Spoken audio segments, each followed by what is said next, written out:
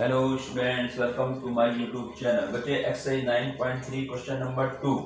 ए कोड of circle is equal to the radius of the circle. एक कोड है सर्कल की जो किसके बराबर है? रेडियस के बराबर है। Find the angle subtended by the कोड at a point on the minor arc. तो एक तो हमें बताना है कोड जो माइनर आर्क में एंगल बना रही है वो बताना है, and also at a point on the major, और जो मेजर आर्क में बना रही है। तो देखिए हमने सर्कल बना दिया और ये हमने ए बी इसकी कोड है ए बी। देखिए ए बी कोड जो है ये ओ ए और रेडियस है ना, रेडियस के बराबर, यानी ये तीनों जो है आपस में इक्वल हो गई। ठीक है, ये तीनों इक्वल। अब वो कहते हैं कि जो कोड जो है माइनर आर्क, अब माइनर आर्क कहां से बांधा हुआ है? ये माइनर आर्क है ए बी, ये ना माइनर। तो यहाँ पर अगर हम कोई पॉइंट ले लेते हैं, मान लिया हमने ले लिया यहाँ पर सी, तो एक तो ये एंगल बनाना है कि कोड जो है इस माइनर आर्क में क्या एंगल बना रही है, ये ऐसे मिला दे, यानी एक हमें ये फाइंड करना है। ठीक है, ये बी से मिलेगा यहाँ थोड़ा सा इस तरीके से ऐसे। ठीक है, ये माइनर आर्क में एंगल बन गया और साथ में मेजर आर्क। अब मेजर आर्क कौन सा होगा? जब ये माइनर आर्क हो गया तो मेजर आर्क पूरा हुआ, ये पूरा। यहाँ पर हमने एक पॉइंट ले लिया डी, तो इसी के द्वारा आर्क के द्वारा ये एंगल भी हमें बताना है जो कि मेजर आर्क पे, यानी ये एंगल भी हमें बताना है। तो ये दो एंगल हमें बताने हैं। तो इसका सॉल्यूशन देखेंगे हम कैसे करेंगे। हम यहाँ पहले यहाँ से वैल्यू लिखेंगे, कोड ए बी इक्वल टू किसके किसके बराबर होगी? कोड A B is equal to the radius, है ना, दिया हुआ है ना, रेडियस ऑफ सर्कल। तो इसका मतलब हमें लिख सकते हैं कि O A is equal to O B is equal to A B, तीनों इक्वल हो गए, ये हमें दिया हुआ है। ठीक है ना, जब ये तीनों इक्वल हो गए तो हमारा जो ट्रायंगल है, तो मैं लिखेंगे triangle O A B is an, कैसे ट्रायंगल हो गया? इक्विलेटरल ट्रायंगल हो गया, नहीं हो गया? तो तीनों साइड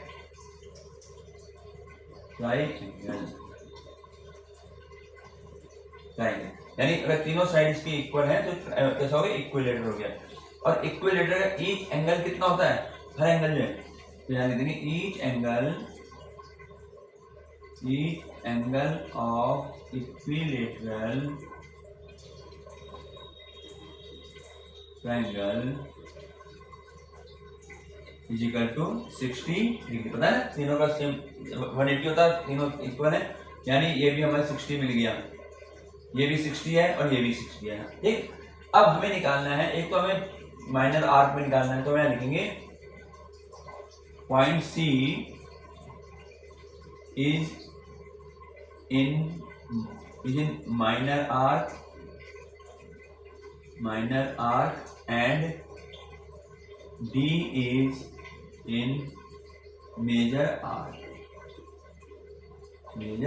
हमने ये मान ली कि सी जो है माइनर आर्क में और डी हमारा मेजर आर्क में। तो बेटे हम पहले क्या करेंगे, मैं पहले इसका निकालूंगा, मेजर आर्क वाला, हमें दोनों निकालने।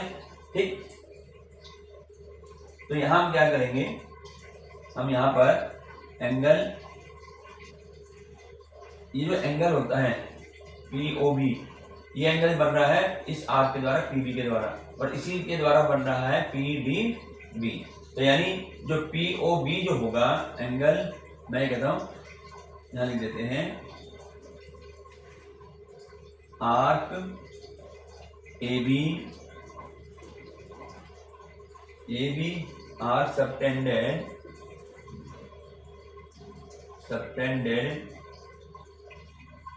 Angle A O B in the centre and angle A D B is in remaining part. अब यहां पर हम क्या करेंगे, हमें मालूम है एंगल ए ओ बी जो होगा वो होगा twice of angle A D B के, ये होता है ना। अब इसका हमें यहाँ पे रीजन लिखना पड़ेगा, हमने पढ़ा हुआ है, इसका जो है जो हमने थ्योरम पढ़ी हुई है ना, उस थ्योरम को हमें यहाँ पर पूरा लिखना पड़ेगा। तो उस थ्योरम में हम यहाँ लिखते हैं, तो हमारे पास आएगा the angle subtended bye an arc. ये थ्योरम बहुत बड़ी है ये। The angle subtended bye an arc at the center is double center is double center is double the angle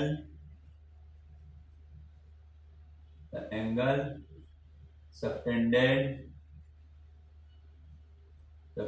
by it in the remaining part। ये remaining part, ये इसका जो है पूरा रीजन है ये थ्योरम जो हमने पढ़ी थी।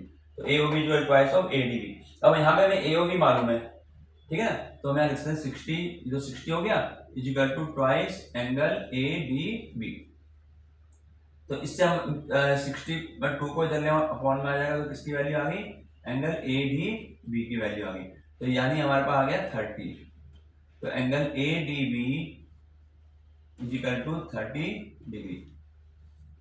यानी एंगल जो बनेगा मेजर आर्क पर, तो इसे मिटा दें, इसको मिटा दें, यहाँ लिखेंगे angle, the angle subtended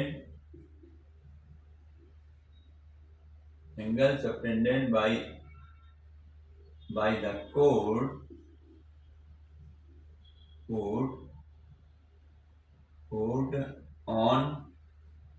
on the major arc is कितना आया था, 30 डिग्री। ये इसका एक पार्ट ये हो गया, ठीक है। अब हमें सेकंड पार्ट निकालना है माइनर आर्क। माइनर में हमारा बन रहा है ए सी बी, ठीक है, ए सी बी। तो हम लिखेंगे नाउ, इसे इनके सवाल करने के कई तरीके हो जाते हैं, ठीक है। मैं तुम्हें ये बताता हूं, इसमें हमें जो है, हम देखें हमें ये सी फाइंड करना है, ये वाला एंगल। तो ये जो एंगल होगा, ये एंगल ए सी बी, ये एंगल मुझे निकालना है। तो ये एंगल कहाँ बन रहा है, ये एंगल बन रहा है रिमेनिंग पार्ट पर, और सेंटर में क्या बन रहा है, ए ओ बी। लेकिन ए ओ बी ये रिफ्लेक्स वाला बनेगा, इधर वाला, ये वाला, ठीक है ना। इसके द्वारा सेंटर में ऊपर की तरफ बनेगा, ध्यान है। तो यहाँ पर हमें यहाँ पर पहले जो हम क्या करेंगे, रिफ्लेक्स एंगल निकालेंगे। तो यहाँ लिखेंगे हम reflex angle A O B. इसके ये एंगल निकालना है, ये रिफ्लेक्स एंगल, क्योंकि 180 से ज्यादा है ना, तो रिफ्लेक्स एंगल होता है। तो कैसे निकलेगा, पूरा एंगल होता है 360 का, उसमें से 60 ये हो गए। तो हम यहाँ लिखेंगे 360 माइनस 60 डिग्री। तो ये कितना आ गया, 300 डिग्री। ये किसका आ गया, angle A O B, reflex angle आ गया, ठीक है।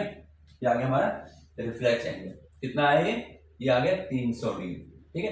तो ए सी बी कितना होगा, अब वही वाला नियम यहाँ लगेगा। अब ए सी बी जो हमारा ए ओ बी जो है, ये हमारा बन रहा है कहाँ पर, सेंटर में बन रहा है, सेंटर में बन रहा है ना। तो ये जो एंगल होगा ये किसका होगा, ये हाफ होगा। यहां हम लिख सकते हैं, इसमें हम लिखेंगे रिफ्लेक्स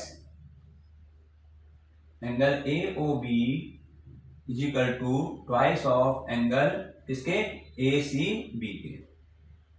रीजन यहां वही लिखनी पड़ेगी पूरी, ठीक है ना, पूरा रीजन इसका वही लिखा जाएगा। क्या है उसमें, the angle subtended by an arc is double at the center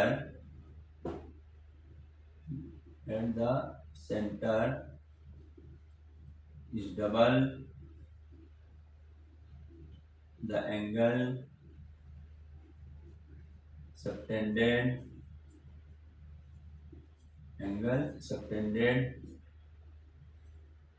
at remaining part। बस शॉर्ट में लिख दो, रिमेनिंग पार्ट।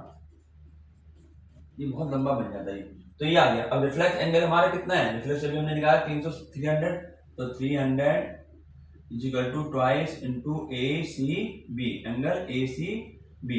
तो ये 300 2 अपॉन आएगा यहाँ पे एंगल ए सी बी, ये मिटा देते हैं।